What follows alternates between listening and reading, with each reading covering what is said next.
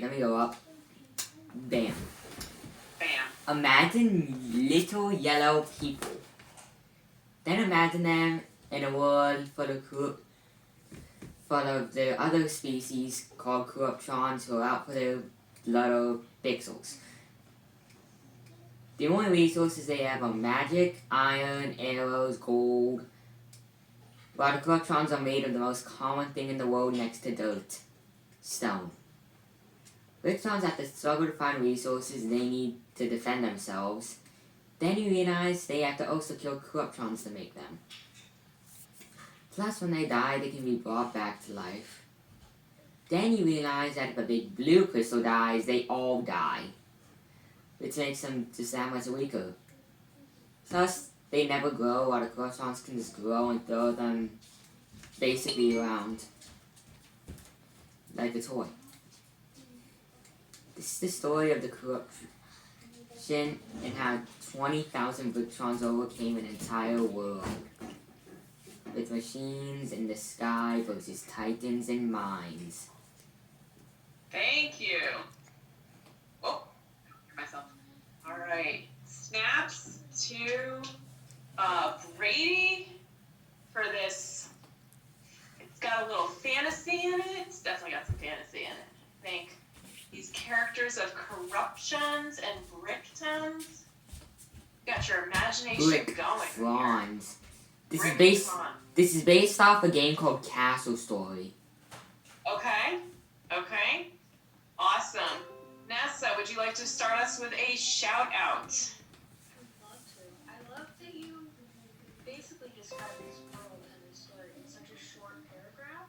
Like, it is really hard to build a fantasy story. It takes a lot. So being able to do that in a paragraph with good sense already is very strong. Awesome. Madison, a shout out? Kind of like what Nessa said, I love how you were able to put details into this brand new world that we don't know how properly works, and it's just they have these certain materials that they can use, and they have these enemies, I'm assuming, or other people, and I just love that because fantasy is really hard in my opinion. So I'm really agreeing with Nessa here. I love how you were able to do that. So we're seeing one of your strengths, Brady, that we don't necessarily categorize as our own strength, or at least, in fantasy. And I am shouting you out for this last line of this is the story of the corruption and how 20,000 Bricktrons overcame an entire world. I am like, whoa, I want to read more about this. That's what this story is. How in the world did this happen? You have my interest piqued. I am intrigued.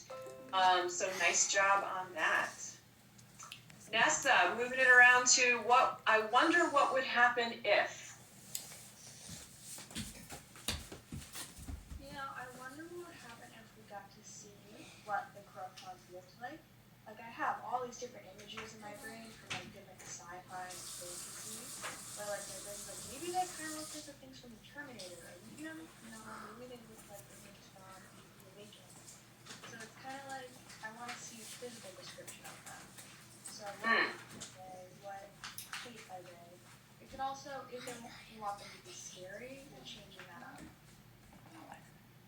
Oh, Brady. They actually look pretty intimidating. From what I'm seeing, they're just like made of actual stone.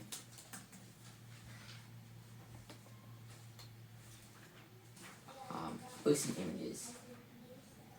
Yeah, they're like this. Oh, all right.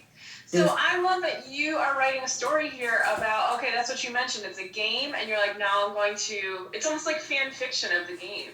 Yeah, then the people in the bottom right are just the Bricktrons. Got it. They always stay that size. They've never changed size.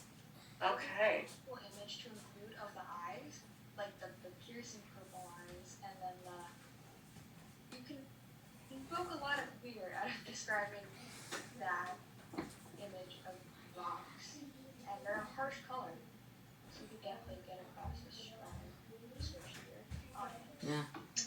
Thank you. Madison, I wonder what would happen if. Can you go back to the writing, Brady? Thanks.